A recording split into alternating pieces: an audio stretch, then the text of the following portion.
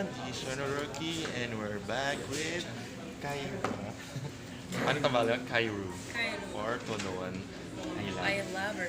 Yes. So na-miss kayo ng mga fans from Encantadia. So dito sa Todoan Island, ano pa yung mga adjustment mo since sa'yo, Kylie, di ba, medyo nagpahinga sa showbiz and nas nag-great inter kayo sa love team nyo. So may mga adjustment ko ba kayo ginawa to ano ulit, para ma-refreshen yung tandem. Wala. Kumbaga sanay na sanay. Pero nag-workshop kami once. Siguro pagkakaiba nga lang kasi ngayon nga dahil before Encantadia action drama. This time comedy naman. So yun lang. Pero kung paano kami makitungo sa isa't isa, ganun pa din naman. Ganun ang paggawa. Ganun ka-powerful yung... Hindi ko alam kung chemistry yun or whatever na meron kami. Biology. Kasi, oo, kasi Physics. nag-work siya kahit anong gawin mo. Dun Eh, sa... meron bang action dito sa Todoan Island? Kasi nakapak si Meron. Ruru, ang daming mga fight si Siya, meron. David and si Marami. Meron, So may meron. mga action scenes ba dito? Si Jalay kasi may pagka-boyish. And tinuruan din siya ng martial arts ng tatay niya. So, may alam siya Yung sino sa... yung tatay mo dito sa teleserye? Alan Dizon. Si Alan Dizon. Sir College Alan. yung pangalan niya. Tapos yun, so malakas yung loob niya pagdating sa mga ganun.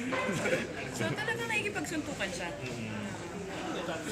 And dito, parang ano nga ba dito? So, di ba, merong mahati ba yung love? Di ba kasi Kylie and Davis and Kyrie and Ruru. So, may mga ganun ba na mahihirapan din pumili ba yung mga fans between sa tandem?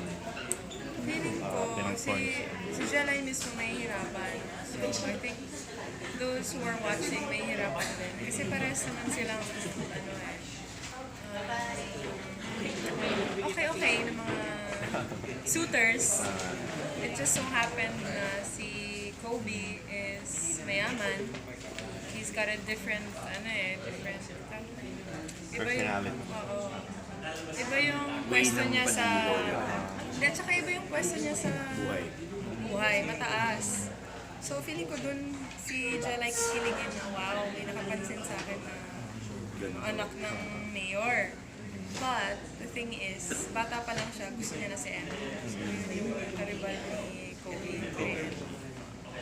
So, siguro as Kylie, sinong pipiliin mo sa dalawa? Si Ruru or si David? As Kylie siguro pa. As Kylie yan. As you na lang. Para abangan nila kung sino pipiliin mo sa you. Pero ikaw as you. Okay lang, pati. Siyempre ako yung katabi mo eh. Mas matagal kong kilala si Bago eh. Ako yung katabi niya eh. Hindi, siya nagsabi. Siya Magtatampo katabi naman ko ako eh. pagka hindi niya ako pinili. Pero pagkatabi ko si Kobe. Oo, ganun na lang. Eh, nato na lang.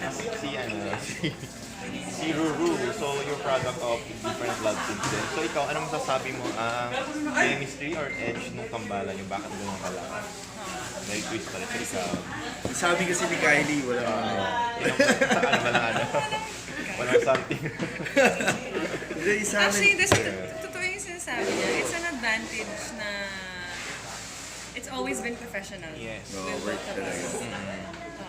Parang, syempre feeling ko kasi pagka... Sige lang.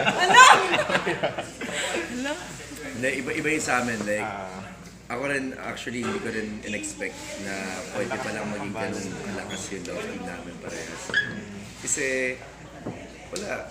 Kumbaga, nung pinir sa akin si Kylie Padilla na siya eh. Kumbaga, nag-iisa na siya dun eh. Kylie Padilla na talaga siya nun. So, syempre ako, bilang baguhan sa showbiz. Hindi, yun nga. Pinapatanda mo naman ako. Sobrang magkaiba talaga. Like, feeling ko yun lang. Wala kasi kaming, alam mo yun, yung parang hidden agenda ba? Or paano to? Parang kailangan. Kasi trabaho talaga. Yun yung masaya. So, invite na natin sila. Todoan Island this Feb 4. Hello po mga katoda. Sinabi na niya actually na manood po kayo ng Todoan Island ngayong Feb 4 na. Yes, Monday na po yan. At syempre, hindi lang to basta-basta kikiligin ka lang o patatawanin ng programa to. Kundi, may matututunan ang mga botante, lalo sa darating na election. Anong time slot to? So, After Onanay. Okay. In-expect ko kasi papalit siya dun sa Kainat Abel. So, Hindi, hindi. not pala siya. After Onanay. So, thank you, Ellie and Ru, and good luck sa Salamat na marami. Thank you. Hanggang sa muli natin pagkikita pa. Thank you.